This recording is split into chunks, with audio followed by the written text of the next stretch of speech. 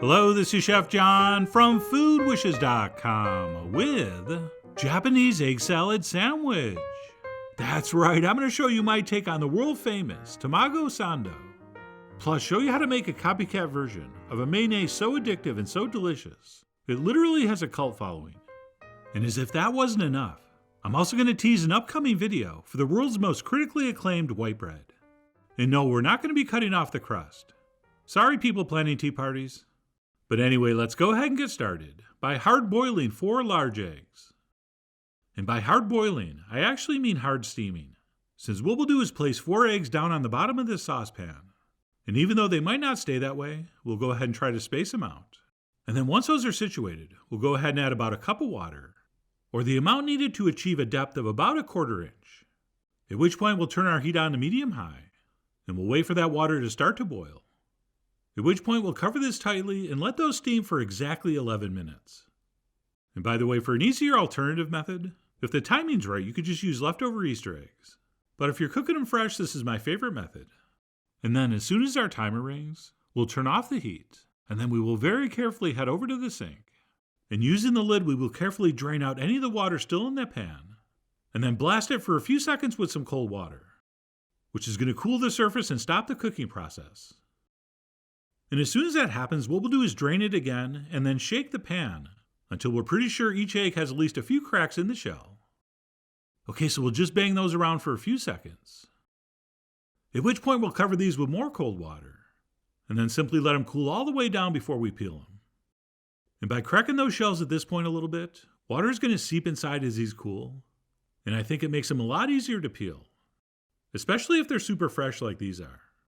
And that's it. While those are cooling, we can move on to make our Japanese-style mayonnaise, also known as Kewpie style, which for this cheater version is going to start with some American mayonnaise, to which we will add some kosher salt, as well as a little bit of sugar, followed by a teaspoon of mustard.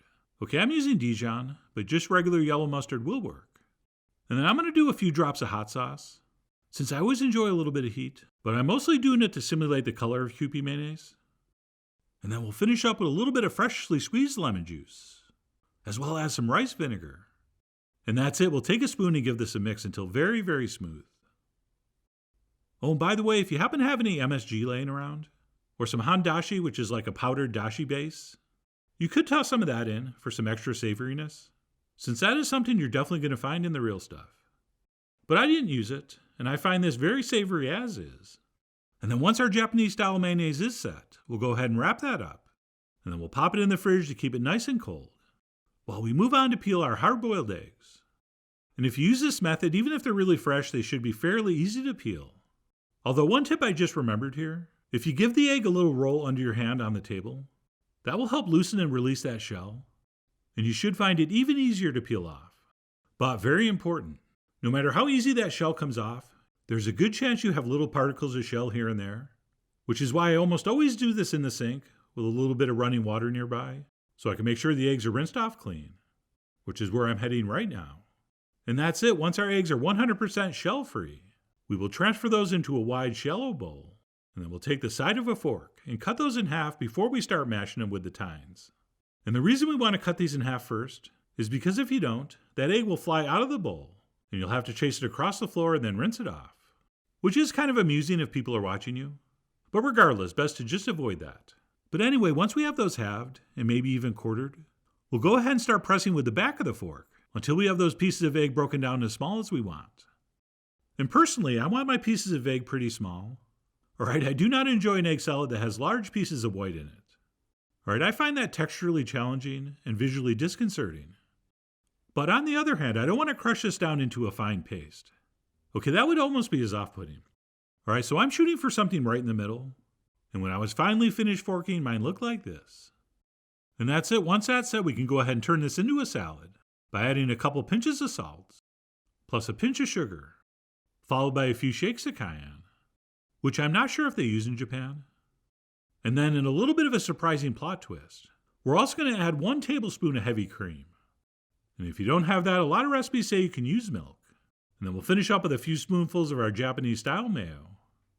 Alright, the exact amount being up to you. I mean, you are, after all, the Marie Kondo of your Tamago Sando. And you're the one this has to spark joy in.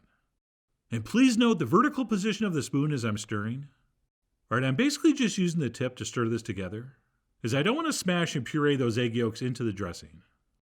So we'll want to do that thoughtfully and use a light touch. And that's it. As soon as that has the exact texture we want, we'll go ahead and wrap that up and chill it very, very thoroughly before we use it. Ideally, if we can, on some homemade milk bread. And what you're seeing here is a loaf of exactly that. And I will definitely be showing you how to do that in an upcoming video. So consider yourselves teased. But having said that, any soft white bread will work. Just not as well as this stuff. And no matter what we use before we put the salad on, we're going to want to butter that very generously. Which not only makes it taste better, but also prevents the bread from getting soggy. And nobody, and I mean nobody, wants a soggy egg salad sandwich. And then once that's been buttered, we can go ahead and transfer over our egg salad. And I'm going to use about half of what we made. All right, between 1.5 and 2 eggs is generally a portion. And then once we have a nice even layer of that, we will perform the old pat, flip and pat. Okay, so we'll place our other slice of bread on top and lightly pat it down. And then we'll give it a flip and another pat before we wrap it up and pop it in the fridge. And I guess we could, if we want, eat it right away.